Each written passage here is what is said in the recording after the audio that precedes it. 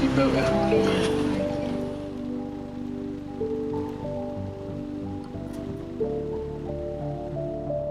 You want everyone to know that I'm doing payback, or is there any real reason for me to wear this? I believe that there are two real reasons for it. Number one, it's health and safety, so that I can see you and I can see where everyone is. The community like to see that actually people are carrying out community service, and I actually think the guys actually like for the public to see that they are Really? serving their punishment and they are being beneficial to the local community. Do you think anyone feels a bit embarrassed about wearing this? I think maybe, possibly at first a little, but I think once they get on with the work and they get the positive reaction from the public that walk past, they really do settle in as well. Archie should all be locked up.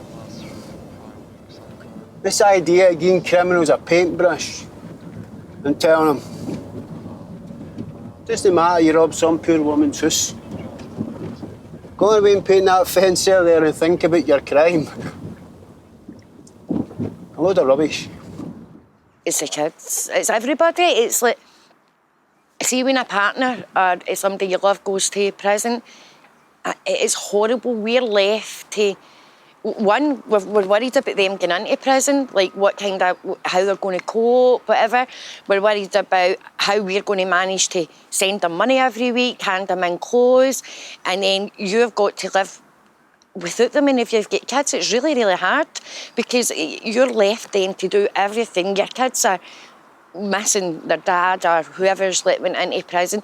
And I always say we're doing the sentence too. I don't care what MD says on that, we are doing the sentence too. I tell you, you've gone soft. You can't do the time, don't do the crime. Mind you, run places are like bloody holiday camps these days. 3 square meals a day, and PlayStations and Sky TV. Christ, before we know it, they'll have spas and bloody jacuzzis in them and all. I always hear the term holiday camp being used, which is, you know, I hear that a lot. But literally, I mean, I remember occasions of, you know, when I was in prison over the time that was there, three guys killed themselves within, they took their own lives. Didn't know them personally. I knew one of them. I came out of my cell a couple of times, and because where I was located, there was guys sitting there that had slashed their wrists. So I'd seen that a few times, which is what is. Then you've got the violence, you know, and it's a lot. It's something that's kind of laughed about, or sometimes it's just not even spoken about. But the violence within prison can be quite a regular thing, and it can be quite brutal.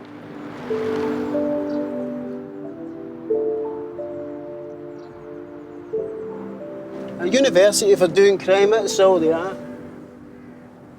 And it's not all about where you come from. If you're a scheme punter, then the chances are you'll do time at some point. But I grew up in a scheme and I never chose a life of crime. There's always options. I suffered with addiction and mental health, both. Because of my mental health, I got addicted to drugs and alcohol. I found my life becoming unmanageable because of trauma and things like that that's happened throughout my life. The fact is, like, my son and my daughter and my family knowing that I've went to prison, and for them to see that was just, you know, they were frantic.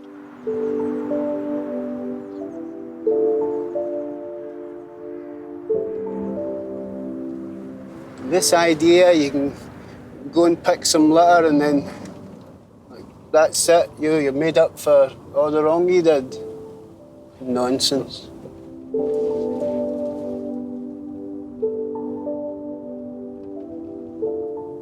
What is it to say about leopards? Oh, it's bloody true. Once an offender, always an offender.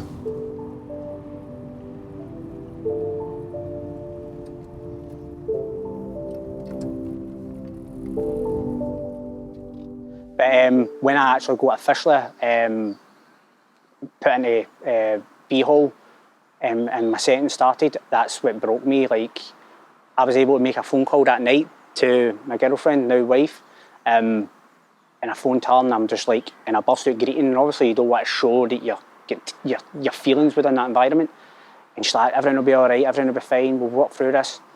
And then Obviously, my daughter wanted to talk to me. As soon as she spoke, that was me. I was like, I need to go, I can't do this. So I had to walk from one end of the hall to the other end of the hall. Well, people knew that I was crying, were laughing, thinking it was funny. And I had to just go right into my cell, and just I broke down, and that killed me.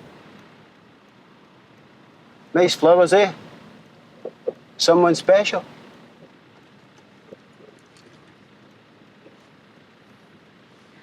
Flowers are from my sister. She was inside. Only a short sentence. Some would say for a petty crime, theft mainly, but a crime nonetheless. One she was willing to pay the price for. She wasn't lucky enough to get a CPO. I don't think she'd agree with your holiday camp opinion either. If I had went to prison, I know for a fact I'd be back on drugs. I couldn't cope. It's with the guilt as well, because I'm in there, my kids are out here, they're suffering, other people are suffering, and jails, I've seen people get into jails who have went in for a minor thing and come out with drug habits and things like that. There's no way I could go into a prison and my life would spiral down for there, definitely. See, our boyfriend, the father of a wee girl, he died. Just totally devastated her. She couldn't cope. Counselling didn't work, so she was put on prescription drugs. That led to stronger ones, illegal ones. And she started missing days at work, so they let her go. And she started thieving to pay for her habit. And eventually she was caught and sentenced. Well, I wouldn't say that prison's easy. It's not a walk in the park, believe me. They don't know. You don't know what these people have done. I mean, they could have killed somebody. You're in with, all sorts of people who, like, are really violent towards themselves. You're round about people who are vulnerable. You're about people who you don't really know. You don't know how they're going to react towards you. And basically, you don't have any freedom.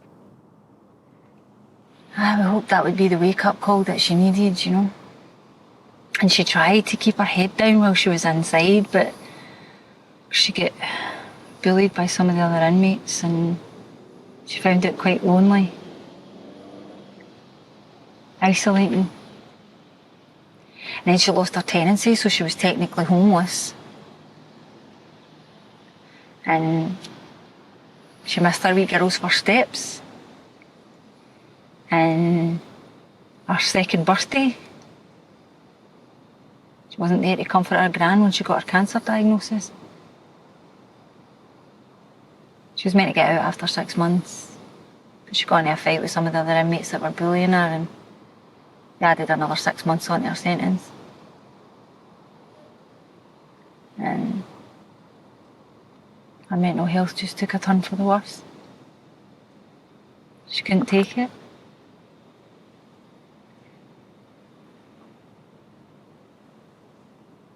She died. Took her own life.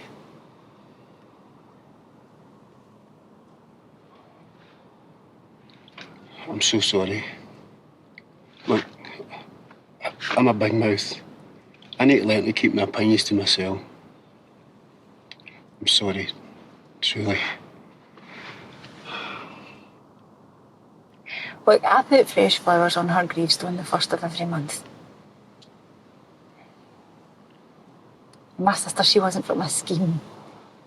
No, she went to college. She studied beauty therapy and hairdressing. She had plans and ambition. Life got in the way. Life had other plans and she paid a heavy price.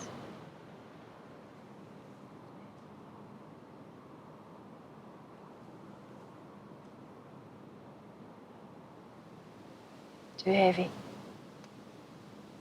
Look, I don't know how things would have turned out. I just think that if she would have got a community payback order, that she wouldn't have lost her tenancy.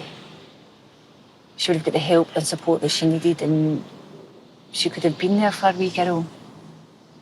She could have comforted her gran while she was ill. she might still be here. Just things aren't as black and white as the tabloids would like us to believe, that's all. Anyway, you keep the change, all right? And look after yourself.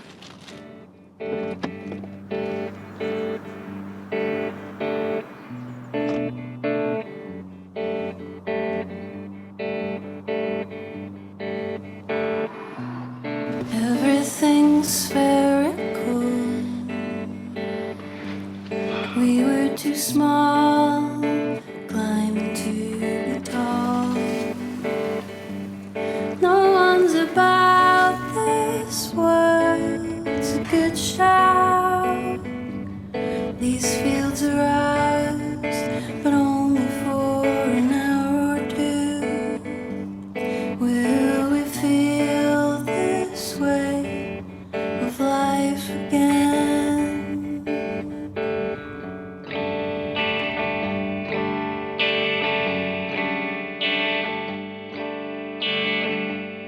Come over here, borders cross this way. I don't know if I'm thankful for it, and I don't want people to think it's all right to go into trouble and get community service, because great things come out of it, because that's not the case.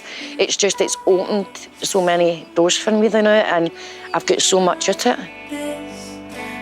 I think if I was to go back and be able to say something to my younger self, it would probably be remove myself from the environment that I was in. Maybe a bit sooner than what I did, but yeah, to just try and start again, start fresh. I'd then taken that choice to then just start again. So I decided just to go back to the beginning, take a job and try and prove myself to employers. Time to build, time to shine. We have to be something. Why can't we be nothing? Time to be artificial.